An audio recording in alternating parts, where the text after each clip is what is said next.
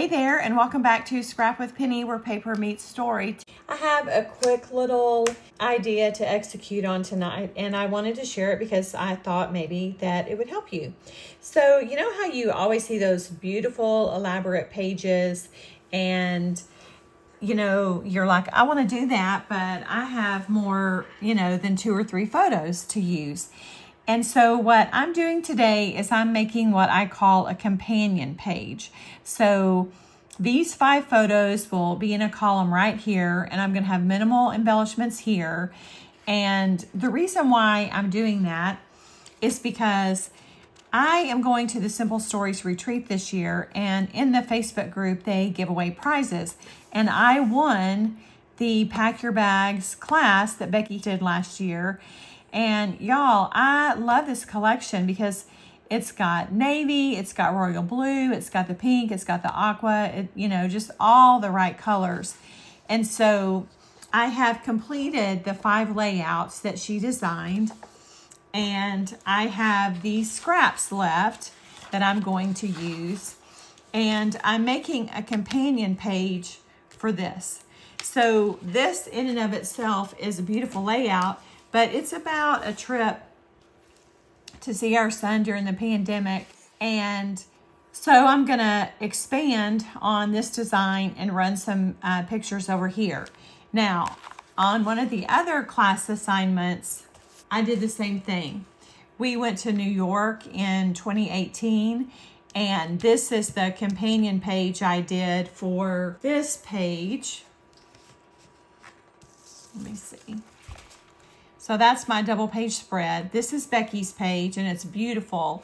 And I just did very minimal work over here to marry them together and tell the full story. So when I was thinking about the last page that I needed to do for Becky's class, I thought about this Philadelphia trip, and I just thought, you know what? I'm going to do it just like I did 2018 New York. So this is going to be the template that I'm following, and instead of 6 pictures, I have this 4x6 so you can see how it'll fit. So I have the scraps that I'm going to use. I've got my journaling typed up. I don't have it printed, and I think this should come together really quick. So let me see let me see if really I can do anything quick, and I'm gonna pause the video and trim these up real quick. And to be honest, I'm gonna go ahead and also tape down this strip so that I can position the photos. Real quick, I'm gonna mat this I'm gonna tape down this last photo here in front of you, but I'm going to show you, I've talked about these acrylic corners, using them to tape down a piece of cardstock onto a piece of pattern paper, but I also want to show you how you can use them for your photos. And I found an Etsy shop that has them, so I don't make anything off this, but I'm going to share the link with you. So this right here is 5/16, and that's the width here. So, and then this top margin that I used is 3/16. So when I started laying these down, I came over like this. Oh, how did I do it? I guess I did it like this. And so that told me where to go here and where to go there. And then when it came time to mount or tape down the others, I just used this little trick. And so here's my last one. I'm going to bump this up to the edge of this photo and up to the edge of this photo. And if I'm lucky, this is going to come out even. I always worry when I show you things like this live, like, it's not going to work. Oh, but it did. And look, I mean, just like, you don't really have to worry about a ruler or the ruler being straight. And just for grins, look, T-square, it's all perfect. So I need this 5/16 one more time to tell me where, that's the dogs, to tell me where to take my other stripe. And I've got that cut. Another tool that I really love is this Misty Glue Precision Press. I mean, it's a handful or mouthful to say, but what I love about it is you're not constantly needing to take your lid off and everything. Now, I'm making sure the pink is at the top, like over here. You may not be concerned about that yourself. So if I can get one down, and then I can come down here and run it right here. Oh yeah. And then I'll just double check it with my T-square. And it, I mean, pretty easy. And so the measurements on these are 3/4, 5/8, 3/8, 5/16, 1/2, 1/4, 3/16, and 1/8. And so, you know, like you can stack them so you can get the equivalent. My school teacher would be so proud of me for using all of these fractions. It's funny, but you know, I like my precision. So on this is just a solid 1 inch. So let me cut that. I've got that cut, and I'll use my ATG for this. Do you do simple pages to balance out a really elaborate pretty page, or have you ever thought about that? I know that Scrapbooking Quebec, she emulates this idea, and I love seeing what she does. So, okay, now I've got 3 tags, and I pulled 3 tags.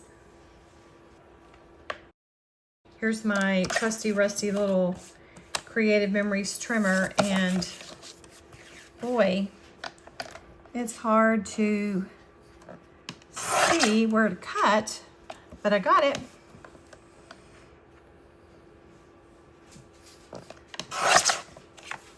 And I got it. Man, I got lucky. Let me just trim this edge real quick. And a lot of times on these tags, you do have to give them a little haircut.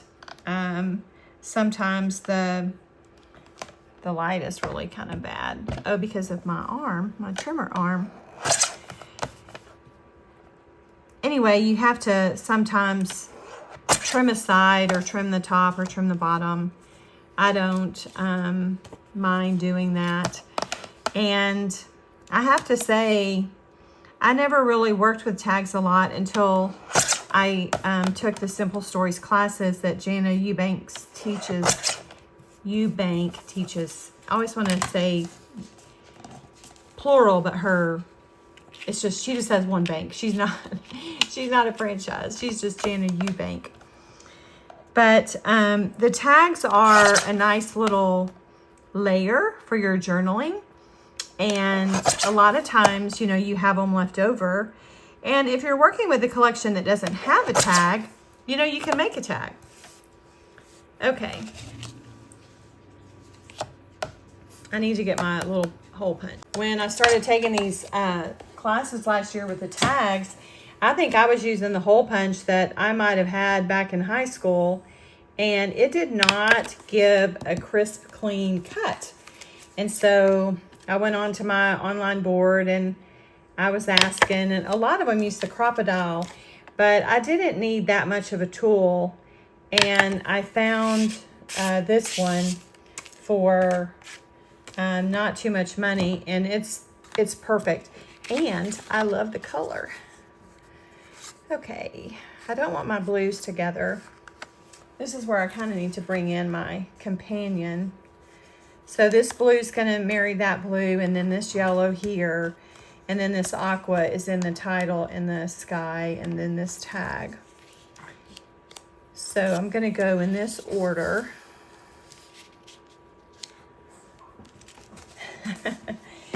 My littlest dog, it's time for her allergy shot on Friday, and so she is rolling in the bed trying to scratch. So this one is 2 1/4 after this. Let me see if I can figure that out. Yep. And then I've got this one at 2 after the pattern. So let me get on camera. So I'm just taking my pattern to 2 and cutting it. And then I've got this one, probably the same,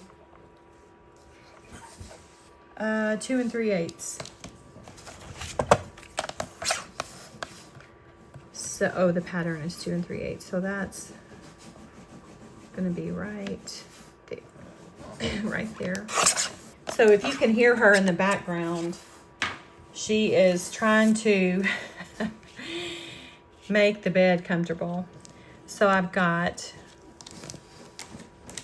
you know, there's nothing wrong with copying yourself. So let's just make it easy and come right up page to page. Oh, and what I wanted to say is that these pages won't be next to one another in an album. And unless my kids watch this YouTube video, they're not going to know that I duplicated an idea. And also, the left page for both of them is pretty different. So it's not going to be glaring. This one, it's kind of hard to see because you can't see either edge really. But how fast would it be to do a travel album this way, where you're just doing every other page, you know, rather simply? Okay, so here's my journaling backdrop, and I've got my journaling formatted for 1.75 by 6, and that's going to work out great. So let me go print that. While my journaling was printing out, I went ahead and laid out my embellishments. So let me get this one back. And you can see I wanted to repeat the green. There's not green anywhere. So I pulled this piece of chipboard, and that's gonna marry the green over here to here. And I've got navy and navy, which brings in all of this blue. I just grabbed this little label to kind of give the suitcase something to sit on. And then up here, I didn't want to, you know, repeat something identical. I feel like I've got the embellishments kind of in a good form and fashion to repeat the color. Aqua here, aqua over here. And I think that they're going to marry together really well. Now, I wanted to go over this journaling a little bit. I had a subscriber ask me a question, and so I'm going to insert a screenshot of my little document that I use in my word processor. Whatever, if you use Pages for a Mac, which is me, or Word or Google Sheets, I've got the document set to 4 by 6, and I create a text box inside that 4 by 6 document, and I make the text box whatever the size is for my journaling. And you can use this to print on a journaling card or to print a white block that you can mat or mount, and then you can also use it for the Velcro. So because the Velcro is a little flimsy, I have this piece of paper that I just use over and over and over, and I just add adhesive if I need to, and then you can see it just peels off. And then look, it's gonna be great. It's gonna fit perfectly. I'm just gonna let it dry a little bit longer before I trim it. I have, you know, found that the vellum needs to set up, and that's ready. And so what I think while this is setting up, I think what I can do is go ahead and put this down, because I'm happy with it. I'll show you what we're looking at on the whole. So I think it's gonna look great. And I'll be right back. I've got everything taped down, but back to this real quick. You can obviously change your text box to match whatever your journaling space is going to be. And this is just basic vellum from Michaels. This isn't anything special. And I think it's put out, I can't remember the name of the company. But if you're uncertain, then print on just a white piece of paper and then trim it down and see. And maybe it'll be a new trick for you. It's set up pretty well now. So I'm gonna trim it.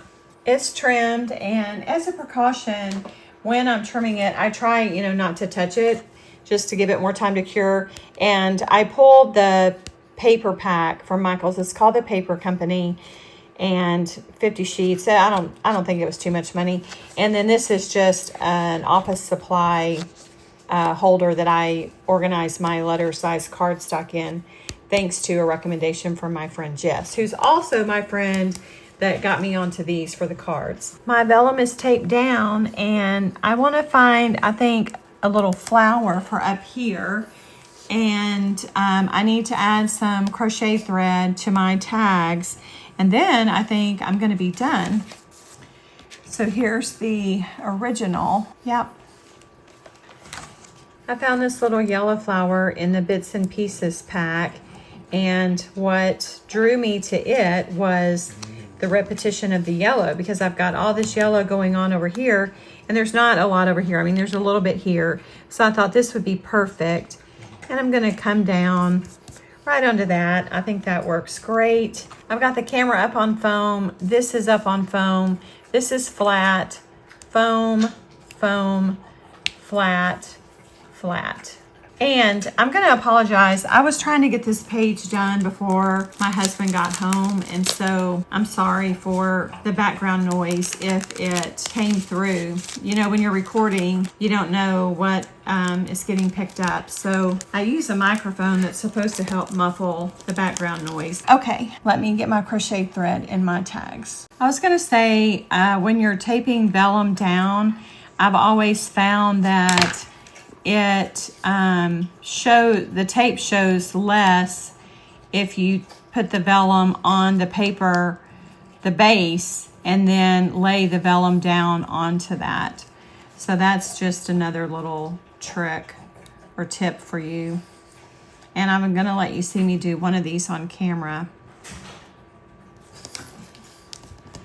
I have found for some reason that I can tie bows better upside down like this. I don't do very well the other way. And I love working on this glass board because the magnets hold the page and stabilize it, so you get a little resistance. And then I just kind of adjust the loops. And when I'm happy with it, I get my little glue press and I put a little bit of glue on that knot to secure it so that it doesn't come undone later. Now you just have to make sure that all the tacky is gone before you go to put this away. And then this, we're gonna do this one. Whoa, come here, guy. I don't know if you have a better trick for threading your tags, but this is how I do it. And this one isn't going to be a bow, but I am going to tie it off right here just for some added security. And then we're just going to knot the end of this one right up here.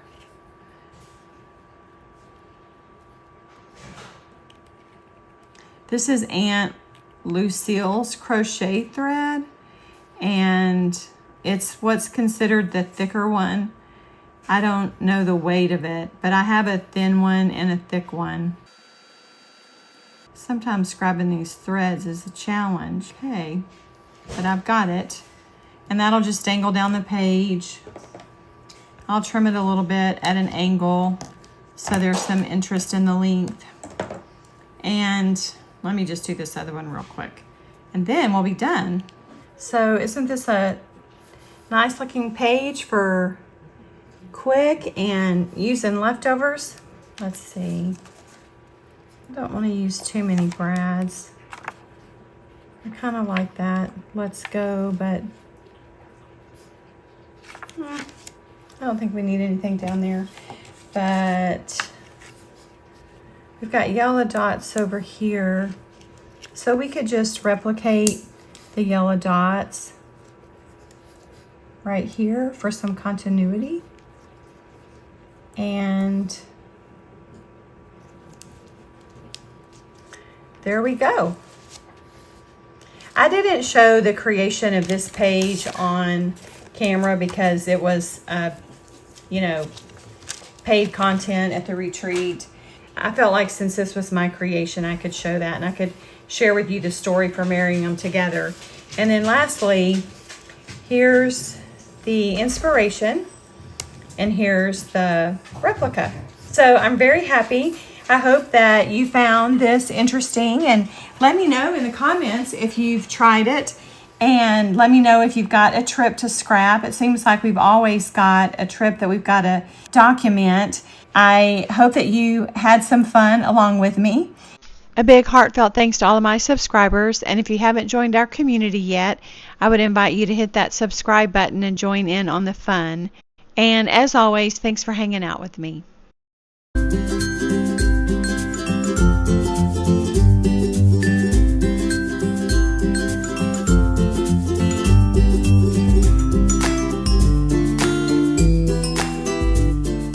Thanks so much for hanging out with me today. If you enjoyed this video, don't forget to give it a thumbs up, leave a comment, and hit that subscribe button so you don't miss a thing. I'll be back soon with more layouts, videos, and a little stash busted magic. So please come back and crop with me. Until next time, happy scrapping, and remember, this is where paper meets story. Bye-bye.